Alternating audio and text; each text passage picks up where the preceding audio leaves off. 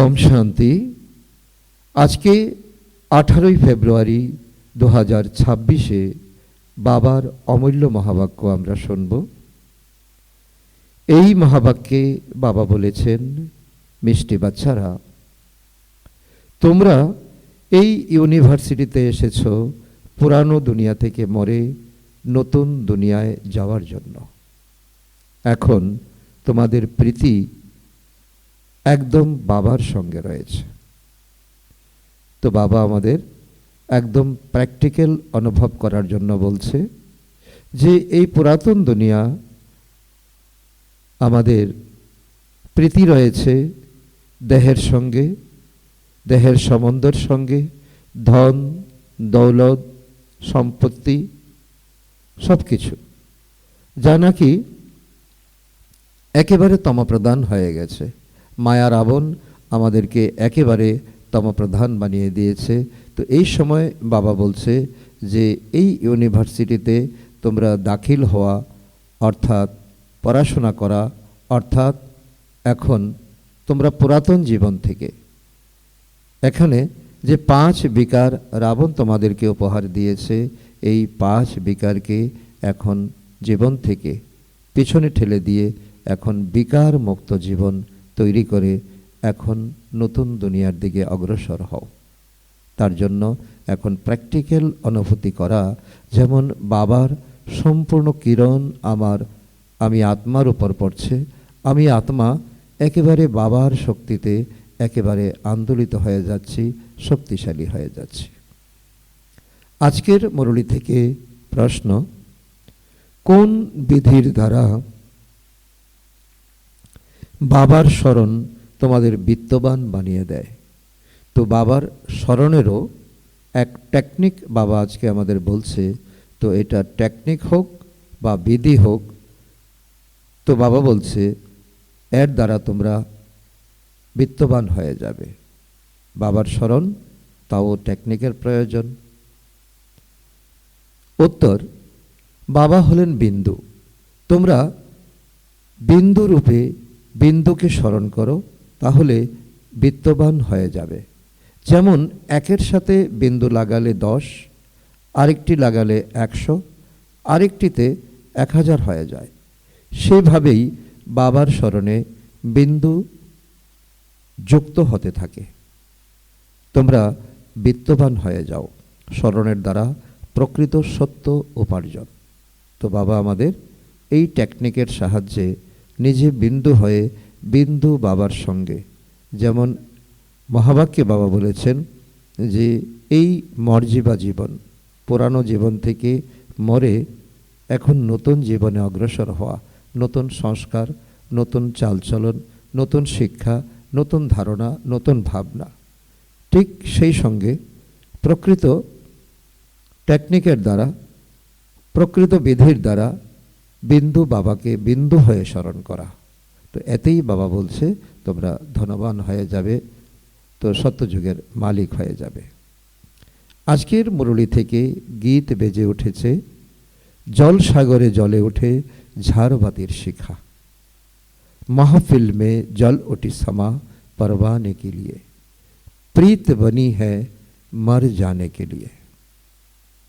ओम शांति। এই গীতের অর্থ খুবই বিচিত্র। প্রীত তৈরি হয়েছে কার জন্য, কার উদ্দেশ্যে তৈরি হয়েছে? ভগবানের প্রতি। কারণ এই দুনিয়া থেকে মরে তার কাছেই যেতে হবে। এইভাবে কি কখনো কারো সঙ্গে ভালোবাসা হয়? মনে এই চিন্তন আসবে যে মরে যাব। দুনিয়ার বাবা অনেক সময় উদাহরণ দেন যে লায়লা মজনু, হীর রঞ্জা, তারাও একে অন্যকে ভালোবাসত, কিন্তু তাদের ভালোবাসা ছিল অতি ঊর্ধ্ব ভালোবাসা। তারা একে অন্যের দিকে তাকিয়ে থাকত, তাদের কোনো বিকারের ভালোবাসা ছিল না।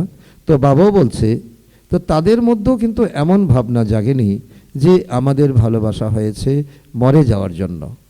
তো তাহলে কি ভালোবাসা থাকবে? গীতের অর্থ কত ওয়ান্ডারফুল, তাই না? দীপ শিখার সঙ্গে বন্যী পতঙ্গের এমনই ভালোবাসা যে শিখার চারিপাশে ঘুরে ঘুরে পুড়ে মরে। বাবা উদাহরণ আমাদের দিচ্ছেন যে দীপাবলির সময় বা তার কিছুদিন আগে থেকে যে কোনো লাইট জ্বালালে তার কাছে শামা পোকা তো চারিপাশে ঘুরতে ঘুরতে থাকে, তো একসময় সে পুড়ে মরে যায়। তো বাবা বলছে তার থেকেও তোমাদের শিক্ষার অনেক কিছু আছে। তোমাদেরকেও বাবার ভালোবাসায় এই দেহ ত্যাগ করতে হবে, অর্থাৎ বাবাকে স্মরণ করতে করতে দেহ ত্যাগ করতে হবে। কারণ এখন আত্মা সম্পূর্ণরূপে এখন মায়ার থেকে বিদায় নিয়ে এখন মর্জিবা জীবনে এখন তোমরা জীবিত থাকতে গেলে একমাত্র পিতা পরমাত্মাকে স্মরণ করো।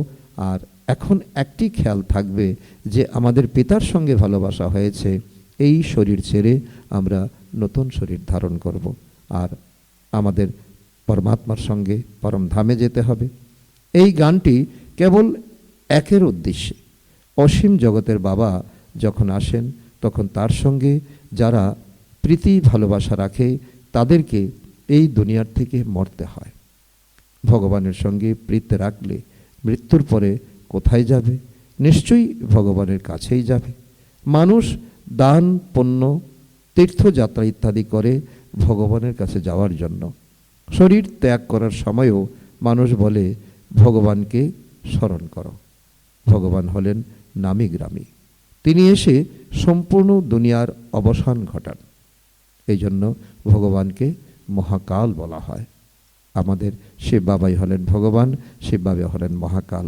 তোমরা জানো আমরা এই ইউনিভার্সিটিতে আসি পুরানো দুনিয়া থেকে মরে নতুন দুনিয়ায় যাওয়ার জন্য। পুরানো দুনিয়াকে পতিত দুনিয়া, নরক বা হেল বলা হয়। বাবা নতুন দুনিয়ায় যাওয়ার পথ বলে দেন। শুধুমাত্র আমাকে স্মরণ করো, আমি হলাম হেভেনলি গডফাদার। দেহের পিতার কাছে তোমাদের ধন প্রাপ্ত হয়, সম্পত্তি, বাড়ি ইত্যাদি প্রাপ্ত করবে। কন্যা সন্তানদের তো কিছুই প্রাপ্ত হওয়ার কথা নয়, কারণ কন্যা সন্তানের লৌকিক দুনিয়াতে কোনো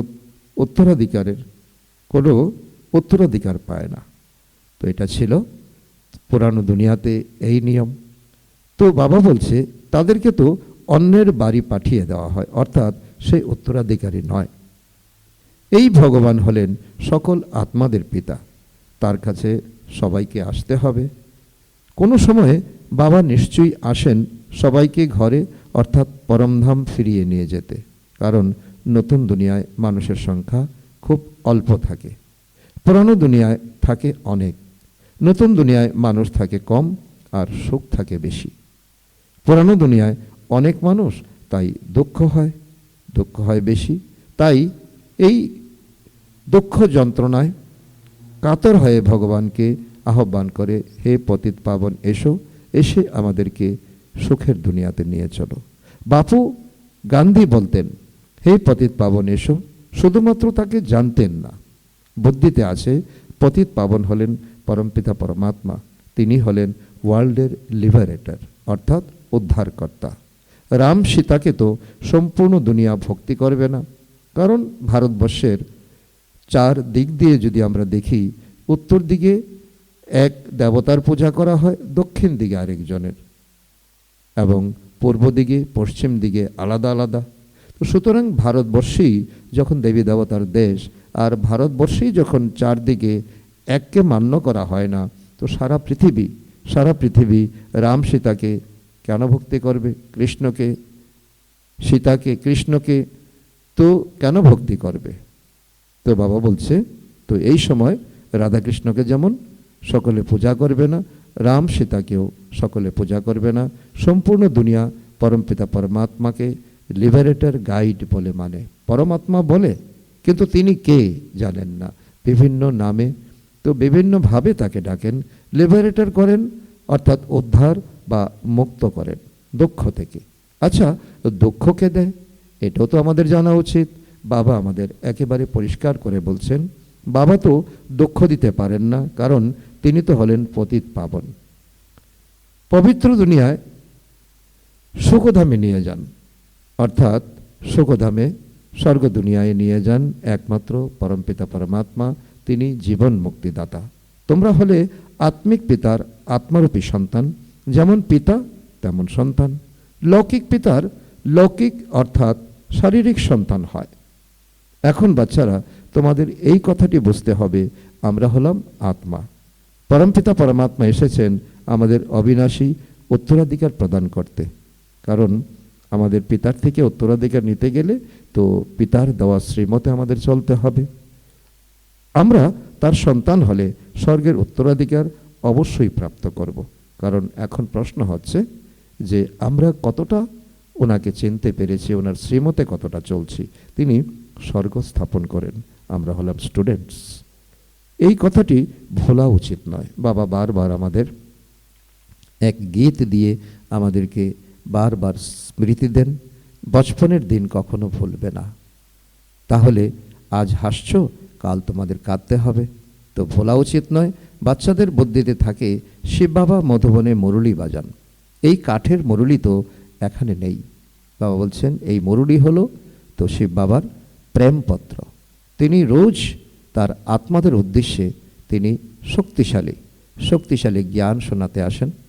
তো এই মুরলী হলো তো এই সময়ে তো আমাদের কাগজের মুরলী, অর্থাৎ ওনার জ্ঞানের মুরলী। কৃষ্ণের ডান্স করা, মুরলী বাজানো, তো এই সবই হলো ভক্তি মার্গের। কত কিছু দৃশ্য দেখানো হয়। বাকি জ্ঞানের মুরলী তো একমাত্র শিব বাবা বাজান। কারণ এই সময় কাঠের মুরলী নয়, জ্ঞানের মুরলী বাজানো হয়। তোমাদের কাছে ভালো ভালো গান রচনা করতে সক্ষম এমন মানুষজন আসবে, অনেক সঙ্গীতকার আসবে, অনেক গীতিকার আসবে। গান বিশেষত পুরুষরাই রচনা করে। তোমাদের তো জ্ঞানযুক্ত গান করা উচিত, যাতে শিব বাবা স্মরণে থাকে, ভগবান আমার সাথী। তো এই গানটি হলো জ্ঞানযুক্ত গান। এমন অনেক আরও আছে যা শুনলে বাবা বলছে যে এমন এমন সঙ্গীত গান তোমাদের প্রত্যেকের ঘরে রাখা উচিত। যখনই তোমাদের মন মর্ষে যাবে, তখন এই জ্ঞান শুনে তোমাদের চাঙ্গা হতে হবে। বাবা বলেন আমাকে অর্থাৎ অল্পকে স্মরণ করো। শিবকে বলা হয় বিন্দু। ব্যবসায়ীরা বিন্দু লিখবে, তখন বলবে শিব। তো একের পাশে বিন্দু বসালে হয়ে যাবে 10, আরেকটি বিন্দু বসালে হয়ে যায় 100, আরও বিন্দু লিখলে 1000 হয়ে যায়। সুতরাং তোমাদেরকে শিবকে স্মরণ করা উচিত। যতবার শিবকে স্মরণ করবে, বিন্দু বিন্দু লাগাতে থাকবে। তোমরা অর্ধকল্পের জন্য বিত্তবান হয়ে যাও। সেখানে গরিব হয়ই না, সবাই সুখী থাকে, দুঃখের নাম নেই। বাবার স্মরণে বিকর্ম বিনাশ হতে থাকবে, তোমরা অনেক বিত্তবান হয়ে যাবে। একই বলা হয় সত্য পিতার দ্বারা প্রকৃত সত্য উপার্জন। এই জমা ধন সঙ্গে যাবে। মানুষ তো সব খালি হাতে চলে যায়। তোমাকে হাত ভরে ফিরতে হবে, বাবাকে স্মরণ করতে হবে। বাবা বুঝিয়েছেন পবিত্রতা থাকলে শান্তি সমৃদ্ধি প্রাপ্ত হবে। তোমরা আত্মারা প্রথমে পিওর ছিলে, পরে ইমপিওর হয়ে গেছো। সন্ন্যাসীদের সেমি পিওর বলা হবে, কারণ তারা নিজেরা পবিত্র থাকার সংকল্প করেছে। কারণ ভগবানের স্মৃতিতে তারা পবিত্র থাকে না, কারণ ভগবানকে তারা চেনেই না, কারণ তারা ব্রহ্মকে বলে ভগবান। তোমাদের হলো সম্পূর্ণ সন্ন্যাস। তোমরা জানো তারা কতখানি সুখ প্রাপ্ত করে, কারণ তারা শতযুগে আসবেই না। তো বাবা বলেন তোমরা জানো তারা কতটুকু সুখ প্রাপ্ত করে। একটুকু সুখ, তারপরে তো দুঃখী থাকে। পূর্বে তারা সর্বব্যাপী বলতো না, কারণ সন্ন্যাসীদের মধ্যেও শক্তি ছিল, তারা জঙ্গলে চলে যেত। কিন্তু এখন জঙ্গল থেকে শহরে চলে আসছে। তো এখন তারা কি বলছে? এখন কোনো লক্ষ্য উদ্দেশ্য না পেয়ে তারা বলছে ভগবান সর্বব্যাপী। যখন দেখেছে কোথাও পাওয়া যায় না, তখন বলছে ভগবান সর্বব্যাপী। সর্বব্যাপী বললেই পতন ঘটে, তেমনি পতন ঘটছে। দুনিয়ায় অনেক রকমের মেলার আয়োজন হয়, কারণ উপার্জন হয়, তাই না? এও তাদের এক রকমের ব্যবসা। বলা হয় নর থেকে নারায়ণ হওয়ার ব্যবসা ছাড়া আর সব ব্যবসাই ধুলাই পরিণত হয়। তো বাবা এই জন্য বলছে এটাও তোমাদের এই সময় ব্যবসা, অর্থাৎ এই রুটি রোজগারের ব্যবসা নয়, এটা হচ্ছে কি পরকালের জন্য কামাই। আর এই সময় এই নর থেকে নারায়ণ বানানো ছাড়া আর যে কোনো ব্যবসা তোমরা করো তা মাটির সঙ্গে ধুলায় মিশে যাবে। পরিষ্কার বাবা বলছেন ধুলায় পরিণত হয়, অথচ এই ব্যবসায়ী বিশেষ বিশেষ কেউ করে। এটাই হলো আশ্চর্যের কথা। তো জেনে শুনেও সকলে এই ব্যবসা করতে পারে না, অর্থাৎ পরমপিতা পরমাত্মাকে সম্পূর্ণভাবে সমর্পণ করতে পারে না। বাবার আপন হয় সর্বস্ব দেহসহ বাবাকে সমর্পণ করতে হবে, কারণ তোমরা চাও যাতে নতুন শরীর প্রাপ্ত হয়। অনেক গভীরের কথা বাবা বলছেন। তো বাবাকে স্মরণ করতে হবে একেবারে তন মন ধন। তো কোনো কিছু লোকাতে নেই, কারণ আমাদের এখন চাওয়া পাওয়া হলো নতুন দুনিয়াতে যাওয়া এবং নতুন শরীর প্রাপ্ত করা। তো বাবা বলেন তোমরা কৃষ্ণপুরীতে যেতে পারো, কিন্তু আত্মা যখন তমপ্রধান থেকে শতপ্রধান হবে, এটাই বাবা মার্জিন রেখেছেন। তো আত্মা কতটা তমপ্রধান থেকে শতপ্রধান হয়েছে তুমি নিজে বুঝবে। তোমার কতটুকু নেগেটিভ চিন্তা থেকে পজিটিভ চিন্তা হচ্ছে, কতটুকু তুমি সকলকে মিত্র বলে ভাবছো। তো এর জীবনের সব কিছুকে যদি তুমি অ্যানালাইসিস করো, তাহলে তুমি বুঝবে তোমার আত্মা কতটা তমপ্রধান থেকে শতপ্রধান হয়েছে। কৃষ্ণপুরীতে এমন বলা হবে না তো আমাদের পবিত্র করো।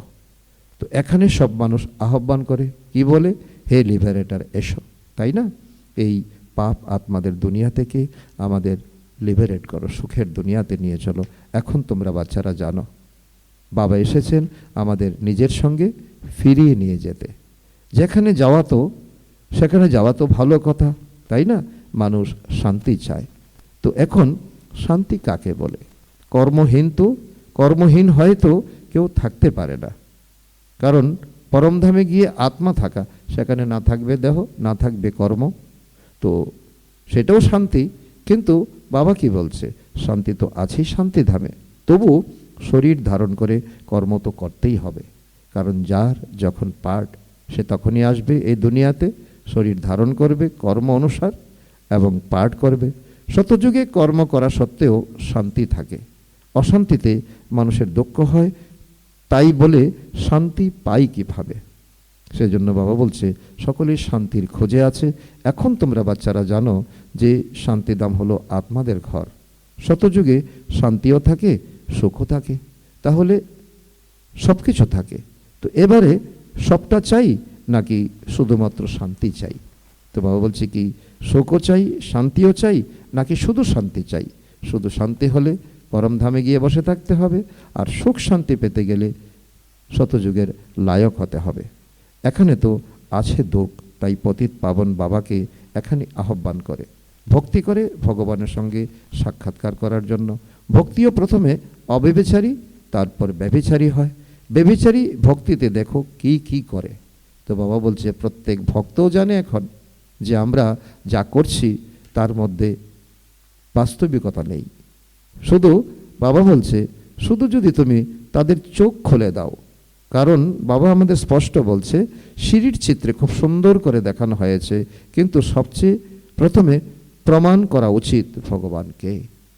এই জন্য এটাই বাবা বলছে তো সেবা তো তোমরা করো, কিন্তু এমন মুখ্য বক্তা তোমাদের হতে হবে, প্রমাণ করতে হবে যে এখন ভগবানকে, কৃষ্ণ নাকি নিরাকার পরমপিতা। শ্রীকৃষ্ণকে এমন স্বরূপ কে প্রদান করেছে, পূর্বজন্মে কে ছিল, বোঝানোর জন্য যুক্তি চাই, বক্তা চাই। যারা ভালো রীতিতে সার্ভিস করে তাদের মনও সাক্ষী দেয়। তো বাবা বলছে তারা নিজেরাই জানে যে আমি কতটুকু বোঝাতে পারছি, আমি কি সত্যি সত্যি আত্মাদেরকে অনুভব করে বোঝাচ্ছি নাকি আমার অনুভব কম। ইউনিভার্সিটিতে যারা ভালোভাবে পড়াশোনা করে তাদের বুদ্ধি তীক্ষ্ণ হয়ে যায়, নম্বর অনুযায়ী তো অবশ্যই হয়। কেউ বুদ্ধিহীন হয়, শিব বাবাকে আত্মা বলে। শিব বাবাকে আত্মা কি বলে, আমার বুদ্ধির তালা খুলে দাও। তো বাবা উত্তরে কি বলেন, বাবা বলেন বুদ্ধির তালা খোলার জন্যই তো আমি এসেছি, কিন্তু তোমাদের কর্ম এমন যে বুদ্ধির তালা খোলেই না। তখন বাবা কি করতে পারেন? বাবা এখানে নিরুপায়, অনেক পাপ করেছ। এখন বাবা তাদের কি করবেন? টিচারকে যদি স্টুডেন্ট বলে যে আমাকে তো আমরা কম পড়া করি, তো টিচার কি করবে? টিচার কোনো রকম কৃপা করবে কি? করবে তো না। স্টুডেন্টদের জন্য এক্সট্রা টাইম রাখবে, তার জন্য তো নিষেধ করা হয়নি। টিচারও বলে যে বোঝনি তো আবার জিজ্ঞাসা করো, আবার বোঝনি তো আবার জিজ্ঞাসা করো। তো প্রদর্শনী খোলা আছে, বসে প্র্যাকটিস করো। তো বাবা এখানে তো ঈশ্বরীয় স্টুডেন্টদের বলছেন যে তোমরা এখন জ্ঞান বোঝাতে পারো না, তো গিয়ে প্রদর্শনীতে দেখো অন্যরা কিভাবে বোঝাচ্ছে, তো দেখে শিক্ষা গ্রহণ করো, ধীরে ধীরে প্র্যাকটিস করো। ভক্তি মার্গেতেও কেউ কেউ বলে মালা জপ করো, কেউ বলবে মন্ত্র জপ করো। এখানে তো বাবা নিজের পরিচয় দেন, বাবাকে স্মরণ করতে হবে, যার দ্বারা অবিনাশী উত্তরাধিকার প্রাপ্ত হয়। তো বাবা এখানে বলে দিয়েছেন যে ভক্তিও নয়, মালা ফেরাও নয়, মন্ত্র জপও নয়, শুধু আমাকে স্মরণ করো।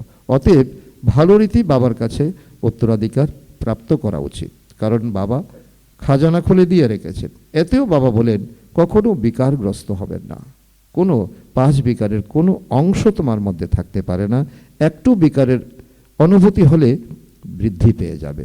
বাবা উদাহরণ দিয়ে বলছেন, সিগারেট ইত্যাদি একবার টেস্ট করলে সঙ্গ দোষের রং খুব সহজেই লেগে যায়, তারপর নেশা মুক্ত করা কঠিন হয়ে যায়। কত রকমের অজুহাত দেয়, কারণ এর জন্য আমি ছাড়তে পারি না, এর জন্য আমি ছাড়তে পারি না। কোনো খারাপ স্বভাব থাকা উচিত নয়, কারণ আমরা এই সময় হলাম ঈশ্বরীয় স্টুডেন্ট। কুস্বভাব ত্যাগ করতে হবে। বাবা বলেন জীবিত থেকে দেহের অনুভব ত্যাগ করে আমাকে স্মরণ করো, অর্থাৎ বিন্দু হয়ে তুমি যেমন এসেছিলে পরম ধাম থেকে, এই শরীরে, এই শরীর তোমার আলাদা, তুমি আত্মা বিন্দু, এই অনুভব করে তুমি আমাকে স্মরণ করো। দেবতাদের ভোগ অর্পণ করা হয় সর্বদা পবিত্র, তাই তোমরাও পবিত্র ভোজন গ্রহণ করো, যেমন অন্ন তেমন মন। আজকাল তো খাঁটি ঘি পাওয়া যায় না, তাই তৈল ব্যবহার করা হয়। শতযুগে তৈল ইত্যাদি থাকবে না। এখানে তো দুধের দোকানে ডায়েরিতে শুদ্ধ ঘি রাখা থাকে, অশুদ্ধ রাখা থাকে, দুটির উপরে লেখা থাকে পিওর ঘি, দামে তফাৎ থাকে। তো এখন বুঝে নাও আমরা কোথায় আছি, কারণ যেটা মিক্সচার করা তো সেটার দাম কম হবে, আর যেটা খাঁটি তার দাম বেশি হবে। তো এখন বাচ্চারা তোমাদের তো ফুলের মতো খুশিতে থাকা উচিত, কারণ আমরা এমন দুনিয়াতে যাওয়ার জন্য এখন আমরা তৈরি হচ্ছি। স্বর্গের ন্যাচারাল বিউটি থাকবে, সেখানে প্রকৃতিও হয় শতপ্রধান। লক্ষ্মীনারায়ণের মতো ন্যাচারাল বিউটি এখানে কেউ বানাতে পারে না, কারণ লক্ষ্মীনারায়ণ দেবতা এমনই সুন্দর ছিলেন, তাদের কোনো চিত্রকার যদি বসে, তার সাক্ষাৎকারও যদি হয় এবং উনি যদি বসে চিত্র আঁকে, তো অরিজিনাল লক্ষ্মীনারায়ণের মতো করতে পারবে না। এই চোখ দিয়ে তাদের কেউ দেখতে পারে না। হ্যাঁ, যদি সাক্ষাৎকারও হয়, কিন্তু সাক্ষাৎকার হলে হুবহু চিত্র তো কেউ বানাতে পারে না। তা যদি কোনো আর্টিস্ট সাক্ষাৎকার সময়ে বসে বানায়, কিন্তু খুব কঠিন। সুতরাং বাচ্চারা তোমাদের নেশা থাকা উচিত।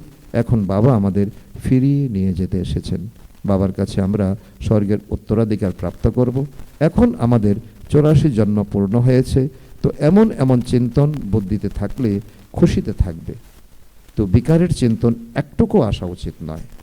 তো সেখানে বাবা বলছে তো ফিল্টার লাগাতে হবে, তো সেখানে যাতে আমাদের বিচারই যাতে আমাদের ফিল্টার লেগে যায়, আমাদের জন্য কোনো রকম কুচিন্তা যাতে না আসে। বাবা বলেন কাম হলো মহাশত্রু।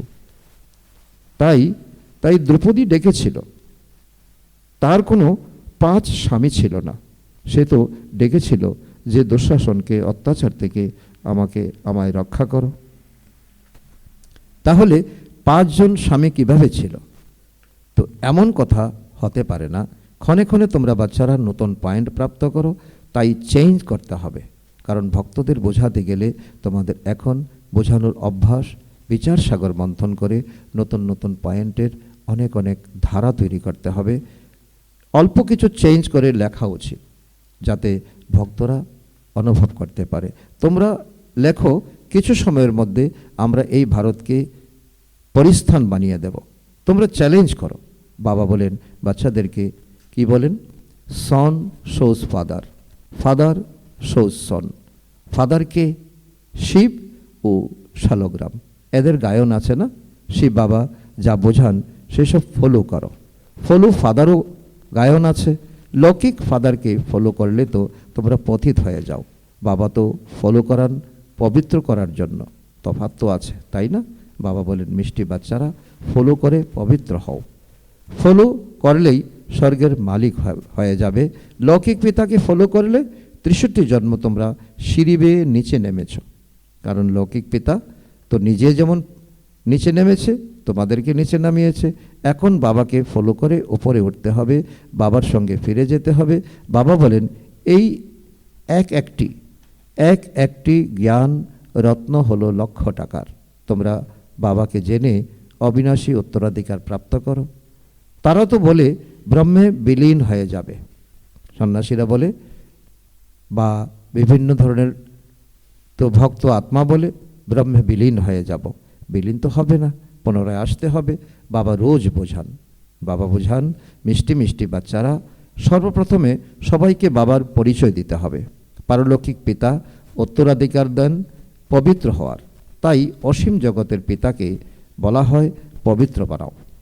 তিনি হলেন পতিত পাবন। লৌকিক পিতাকে পতিত পাবন বলা হবে না। লৌকিক পিতা নিজেই আহ্বান করে থাকে, হে পতিত পাবন এসো। নিজের সন্তানকে তিনি পতিত দুনিয়ায় ঠেলে দেন, আর নিজে ডাকছেন পরমপিতা পরমাত্মাকে, হে পতিত পাবন এসো। লৌকিক পিতাকে পতিত পাবন বলা হবে না। সুতরাং দুই পিতার পরিচয় সবাইকে দিতে হবে। লৌকিক পিতা বলবেন বিবাহ করে পতিত হও, পারলৌকিক পিতা বলেন পবিত্র হও।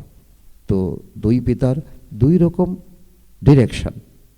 আমাকে স্মরণ করলে, পারলৌকিক পিতা বলেন আমাকে স্মরণ করলে পবিত্র হয়ে যাবে। তো এক পিতা সবাইকে পবিত্র করেন। এই পয়েন্টগুলি বোঝানোর জন্য খুব ভালো। ভিন্ন ভিন্ন প্রকারের পয়েন্ট বিচার সাগর মন্থন করে বোঝাও। এই হলো তোমাদের পেশা। বাবা বলে যে রুটি রোজগারের জন্য যে পেশা, তো এটা এই দুনিয়াতে ব্যবহার করে এই দুনিয়াতে তোমরা শেষ করে দেবে, কিন্তু এখন নর থেকে নারায়ণ হওয়ার যে পেশা, এটাই তোমাদের সঙ্গে যাবে। তোমরাই পতিতদের পবিত্র বানাবে। পারলৌকিক পিতা এখন বলছেন পবিত্র হও যখন বিনাশ সামনে উপস্থিত। বাবা আমাদেরকে কেন বলছেন? কারণ বাবা আমাদেরকে দৈববাণী করছেন যে বিনাশ দেখো, কিছুদিনের মধ্যে দুনিয়া বিনাশ হয়ে যাবে। এখন কি করা উচিত? নিশ্চয়ই পারলৌকিক পিতার মত অনুযায়ী চলা উচিত, তাই না? এই প্রতিজ্ঞাও লেখা উচিত প্রদর্শনীতে বুঝিয়ে পরমপিতা পরমাত্মার পরিচয় দিয়ে তাদেরকে বোঝানো উচিত এখন থেকে আমরা পারলৌকিক পিতার মত অনুযায়ী অর্থাৎ শ্রীমত অনুযায়ী চলব, পারলৌকিক পিতাকে ফলো করব, পতিত বৃত্তি ত্যাগ করব। তো লেখো বাবার কাছে গ্যারান্টি নিলাম। তো এইভাবে তো বাবা বলছেন জোর জবরদস্তি নয়, অনুভব করিয়ে তাদেরকে দিয়ে লেখাও এবং এই লেখা অন্যদেরকে অনেক অনুপ্রেরণা যোগাবে। সব কথার মূল হলো পবিত্রতা। বাচ্চারা তোমরা তোমাদের দিন রাত খুশি অনুভব হওয়া উচিত। বাবা আমাদের স্বর্গের উত্তরাধিকার দিচ্ছেন, অল্প এবং বে বাদশাহী। এখন তোমরা বুঝেছ শিব জয়ন্তীর অর্থ হলো ভারতের স্বর্গের জয়ন্তী। গীতা হলো সর্বশাস্ত্র শিরোমণি, গীতা মাতা। উত্তরাধিকার তো বাবার কাছেই প্রাপ্ত হবে। গীতার রচয়িতা হলেন শিব বাবা। পারলৌকিক পিতার কাছে পবিত্র হওয়ার উত্তরাধিকার প্রাপ্ত হয়। আচ্ছা, মিষ্টি মিষ্টি হারানিধি বাচ্চাদের প্রতি মাতা পিতা বাপ দাদার স্মরণের স্নেহ সমন আর সুপ্রভাত। আত্মাদের পিতা তার আত্মারূপী বাচ্চাদের জানাচ্ছেন নমস্কার। আমরা আত্মারূপী সন্তানরা আমাদের মাতা পিতা বাপদাদাকে জানাই স্মরণের স্মৃতি সমন, সুপ্রভাত ও নমস্কার। ধন্যবাদ বাবা, ধন্যবাদ। আজকের মুরলী থেকে ধারণার জন্য মুখ্য সার 1 নম্বর পয়েন্ট, আমরা হলাম গডলি স্টুডেন্ট। এই কথাটি সর্বদা স্মরণে রাখতে হবে। কোনো রকম কুস্বভাব যেন না থাকে, সেসব দূর করতে হবে। বিকারের চিন্তন একটুকু যেন না আসে। নাম্বার 2, জীবিত অবস্থায় দেহবোধ ভুলে বাবাকে স্মরণ করতে হবে। ভিন্ন ভিন্ন পয়েন্টস বিচার সাগর মন্থন করে তো পতিতদের পবিত্র করার কর্তব্য করতে হবে। আজকের বরদান, মাতা পিতা বাপ দাদার বরদান বাচ্চাদের প্রতি, সন্তুষ্টতার ত্রিমূর্তির সার্টিফিকেট দ্বারা সদা সফলতা প্রাপ্তকারী উঁচু পদের অধিকারী ভব। সন্তুষ্টতার ত্রিমূর্তি সার্টিফিকেটের দ্বারা সদা সফলতা প্রাপ্তকারী উঁচু পদের অধিকারী ভব। সদা সফল হওয়ার জন্য বাবা এবং পরিবারের সাথে সঠিক কানেকশন প্রয়োজন। প্রত্যেককে 3টি সার্টিফিকেট নিতে হবে, বাবা, তুমি এবং পরিবার। পরিবারকে সন্তুষ্ট করার জন্য ছোট্ট কথাটা মনে রাখো, রিগার্ড দেওয়ার রেকর্ড যেন নিরন্তর চলতে থাকে। এতে নিষ্কাম হও। বাবাকে সন্তুষ্ট করার জন্য সত্য হও এবং নিজের প্রতিও সন্তুষ্ট থাকার জন্য সদা শ্রীমতের গণ্ডির ভিতরে থাকো। এই 3টি সার্টিফিকেট উঁচু পদের অধিকারী করে দেবে। আজকের স্লোগান, যে চিত্রকে না দেখে চৈতন্য এবং চরিত্রকে দেখে সেই শ্রেষ্ঠ চরিত্রবান হয়। যে চিত্রকে না দেখে চৈতন্য এবং চরিত্রকে দেখে সেই শ্রেষ্ঠ চরিত্রবান হয়। আজকের অব্যক্ত ইশারা, একতা আর বিশ্বাসের বিশেষত্বের দ্বারা সফলতা সম্পন্ন হও। এর অন্তর্গত বাবা বলেছেন, যেমন সর্ব আত্মাদের জ্ঞানের আলো দেওয়ার জন্য সদৈব শুভভাবনা এবং কল্যাণের ভাবনা রাখো, তেমনি নিজেদের এই দৈবী সংগঠনকেও এক রস স্থিতিতে স্থিত করে সংগঠনের শক্তিকে বাড়ানোর প্রযত্ন করো। তবেই তোমাদের এই দৈবী সংগঠনের মূর্তিতে একতা আর একরস স্থিতি প্রত্যক্ষ রূপে সাক্ষাৎকার হবে। আচ্ছা, ওম শান্তি, ওম শান্তি।